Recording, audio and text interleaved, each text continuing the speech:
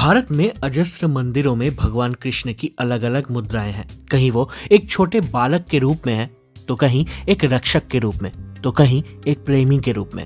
पर क्या आपको कभी भगवान को अपनी कमर पर हाथ रखे एक ईंट पर खड़े देखा है? इस वीडियो में आपको पंढरपुर के श्री हरि विट्ठल से मिलाते हैं।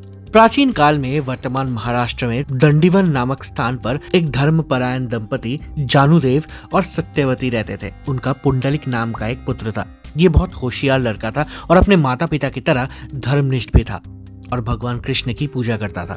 वो अपने माता पिता से भी प्यार करता था। जब पुंडलिक विवाह योग्य हो गया तो उसके माता पिता ने उसकी शादी एक उपयुक्त लड़की से कर दी।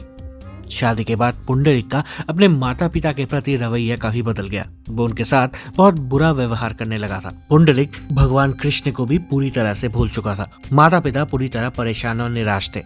उन्होंने पवित्र शहर काशी जाने और अपना अंतिम जीवन वहीं बिताने का फैसला किया। ये बात पुंडलिक और उसकी स्त्री को पता चल गई। पुंडलिक की स्त्री ने पुंडलिक से कहा, अगर तुम्हारी माँ चली जाएंगी तो घर में झाड़ू पोछा कौन लगाएगा, और तुम्हारे पिता जो छोटे मोटे काम करते हैं वो कौन करेगा? पुंडलिक ने सहमति में सिर हिलाया। उसने कुछ देर सोचा और बोला, तुम सही कह रही हो, हम एक काम करेंगे, हम भी उनके साथ चलेंगे और फिर वो हमारे साथ वापस आने में मजबूर हो जाएंगे। इसके बाद दोनों उसके माता पिता के साथ काशी यात्रा में चल दिए। पुंडलिक के परिवार सहित भक्तों का समूह काशी पहुंचा। कुछ दिनों की यात्रा के बाद समूह एक बड़े गांव में पहुंचा और कुछ दिनों के लिए कक्कुट मुनि के आश्रम में रुकने का फैसला किया। आधी रात को पायल की आवाज से पुंडलिक जग गया।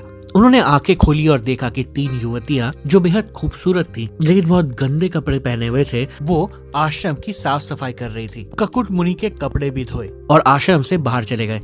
पुंडलिक को आश्चर्य हुआ कि जाते समय उनके कपड़े बिल्कुल सफेद हो गए थे। तीसरे दिन पुंडलिक अपनी जिज्ञासा पर काबू नहीं रख सका। पुंडलिक ने उन 3 लड़कियों से पूछा, क्या मैं जान सकता हूँ कि आप कौन है? तीनों युवतियों ने उससे कहा, हम 3 नदियां हैं, गंगा, यमुना और सरस्वती। जो लोग बहुत पाप करते हैं वे हमारे पास आते हैं और हमारे पानी में डुबकी लगाते हुए अपने ऊपर लगे पाप से मुक्ति पाते हैं। यही कारण है कि हमारे कपड़े गंदे हो जाते हैं। जब हम यहाँ पर आते हैं और पूरे मन से कक्कुट मुनि की सेवा करते हैं तब हमारे ये पाप धुल जाते हैं। और आप सबसे बुरे पापियों में से एक हैं, क्योंकि आप लगातार अपने माता पिता के दिल को घायल कर रहे हैं, जो दुनिया में आपके अस्तित्व का कारण है। ये कहते हुए तीनों आश्रम छोड़ के चली गई।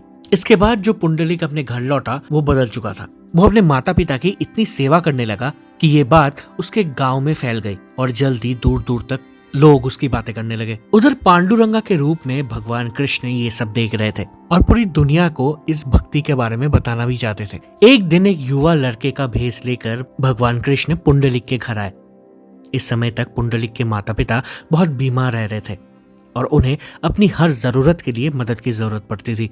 जब भगवान पुंडलिक के घर आए तो पुंडलिक अपने पिता के पैरों की मालिश करने में व्यस्त था।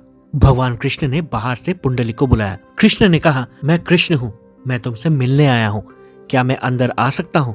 पुंडलिक ने दरवाजे के खुलने से देखा कि वास्तव में ही श्री कृष्ण बाहर खड़े थे, एक श्याम वर्ण युवा लड़के के रूप में, जिसके कानों में मछली के आकार की बालियां थी, माथे पर एक सुंदर चंदन का तिलक लगाए हुए। पर भगवान को देखने के बावजूद पुंडलिक ने अपने हाथ नहीं रोके। वो अपने पिता का पैर दबाता गया। उन्होंने भगवान से कहा, हे नाथ, मैं अभी अपने पिताजी की सेवा में लगा हूँ, तब तक आप इस ईंट पर खड़े होकर थोड़ी प्रतीक्षा करें। ये बात कहकर पुंडलिक ने बाहर एक ईंट सरका दिया और पिताजी की सेवा में लीन हो गया। ये बात सुनकर भगवान ने वैसा ही किया जैसे भक्त पुंडलिक ने कहा था।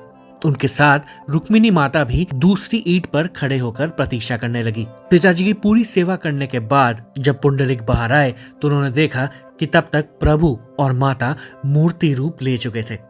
पुंडलिक ने उन 2 मूर्तियों को अपने घर में विराजमान करा और उसकी सेवा आदि करने लगे। ईंट को मराठी में वीट कहते हैं, तो ईंट पर खड़े होने के कारण श्री कृष्ण के इस रूप का नाम विट्ठल पड़ा। यही स्थान पुंडलिकपुर या अपभ्रंश रूप में पंढरपुर कहलाया। उनके दर्शन करने के लिए हर साल लाखों वारकरी या तीर्थयात्री पंढरपुर की यात्रा करते हैं, जिसे वारी कहते हैं। यात्रा के दौरान महिलाएं अपनी सर पर विट्ठल का पवित्र तुलसी का पौधा रखती हैं और पुरुष संतों के गीत गाते हैं। पंढरपुर के आसपास कृष्ण के बचपन के गीत ज्यादा प्रसिद्ध है। इन गानों में श्री कृष्ण यशोदा माँ के साथ समय बिता रहे हैं या यमुना नदी के किनारे गाय के बछड़ों की निगरानी कर रहे हैं। महाराष्ट्र के ज्यादातर कवि संत जैसे ज्ञानेश्वर जी, नामदेव जी, एकनाथ जी, जनाबाई और तुकाराम जी विट्ठल को विठोबा अर्थात पिता ही नहीं बल्कि विठाई यानी माता भी मानते हैं। ज्ञानेश्वर महाराज के भगवत गीता पर लिखे भाष्य ज्ञानेश्वरी में जब कृष्ण अर्जुन के सामने सर्वोपरि रूप में प्रकट होते हैं तब अर्जुन कृष्ण को अपना मित्र नहीं मानते हैं या उनके भक्त के रूप में पेश नहीं आते हैं। वे कृष्ण को एक माता के रूप में देखते हैं जो स्नेही और कोमल है। भगवान का प्रेम उनके जेंडर यानी लिंग से ज्यादा महत्वपूर्ण बन जाता है। वीडियो अंत तक देखने के लिए बहुत बहुत शुक्रिया। मुझे सपोर्ट करने के लिए कृपया चैनल को सब्सक्राइब करें। जय हरि विट्ठल।